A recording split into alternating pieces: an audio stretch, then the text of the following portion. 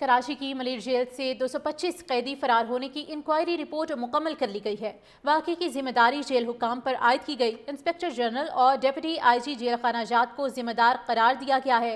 इसी हवाले से मजीद तफसीलात जानने के लिए बात कर लेते हैं। नुमाइंदा खसूसी फैसल शकील हमारे साथ मौजूद हैं। फैसल, इंक्वायरी रिपोर्ट मुकम्मल कर ली गई है, क्या तफसीलात हैं? जी बिल्कुल, ये जो जेल टूटी थी मलिर जेल ज़लज़ले के बाद, और उसमें जो है वो 225 कैदी जो है वो फरार हुए थे। इसकी इंक्वायरी रिपोर्ट जो है वो मुकम्मल हो गई, और इंक्वायरी रिपोर्ट में इसमें ज़िम्मेदार IG जेल खाना जात और DIG जेल खाना जात उनको करार दिया गया, और ये बताया गया कि जो सुप्रिटेंडेंट अरशद हुसैन और दीगर अफसरान हैं, उनके खिलाफ भी जो है वो कार्रवाई की जाए। इसमें जो साफ तौर पर ये लिखा गया है कि गफलत, बदइंतजामी और नाकिस सिक्योरिटी की वजह से ये जेल टूटी और ये कैदी फरार हुए। और इस सिलसिले में जो CCTV निज़ाम नस्ब था, वो भी जो है वो जदीद नहीं था। दाखिली खारजी रास्ते और दीवारों पर जो इलेक्ट्रिक वायर लगानी जा रही थी, वो भी नहीं थी।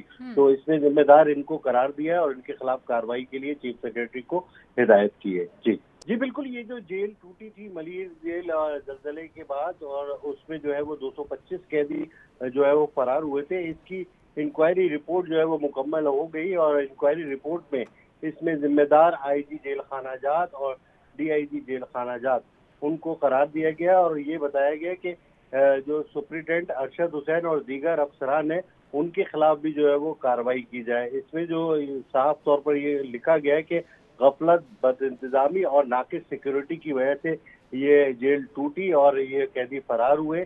और इस सिलसिले में जो CCTV निज़ाम नस्ब था, वो भी जो है वो जदीद नहीं था। दाखिली खारजी रास्ते और दीवारों पर जो इलेक्ट्रिक वायर लगानी जा रही थी, वो भी नहीं थी। तो इसने जिम्मेदार इनको करार दिया है और इनके खिलाफ कार्रवाई के लिए चीफ सेक्रेटरी को हिदायत की है। जी जी बिल्कुल, ये जो जेल टूटी थी मलिर जेल ज़लज़ले के बाद, और उसमें जो है वो 225 कैदी जो है वो फरार हुए थे। इसकी इंक्वायरी रिपोर्ट जो है वो मुकम्मल हो गई, और इंक्वायरी रिपोर्ट में इसमें जिम्मेदार IG जेल खाना जात और DIG जेल खाना जात उनको करार दिया गया, और ये बताया गया कि जो सुप्रिटेंडेंट अरशद हुसैन और दीगर अफसरान हैं, उनके खिलाफ भी जो है वो कार्रवाई की जाए। इसमें जो साफ तौर पर ये लिखा गया है कि गफलत, बदइंतजामी और नाकिस सिक्योरिटी की वजह से ये जेल टूटी और ये कैदी फरार हुए। और इस सिलसिले में जो CCTV निज़ाम नस्ब था, वो भी जो है वो जदीद नहीं था। दाखिली खारजी रास्ते और दीवारों पर जो इलेक्ट्रिक वायर लगानी जा रही थी, वो भी नहीं थी।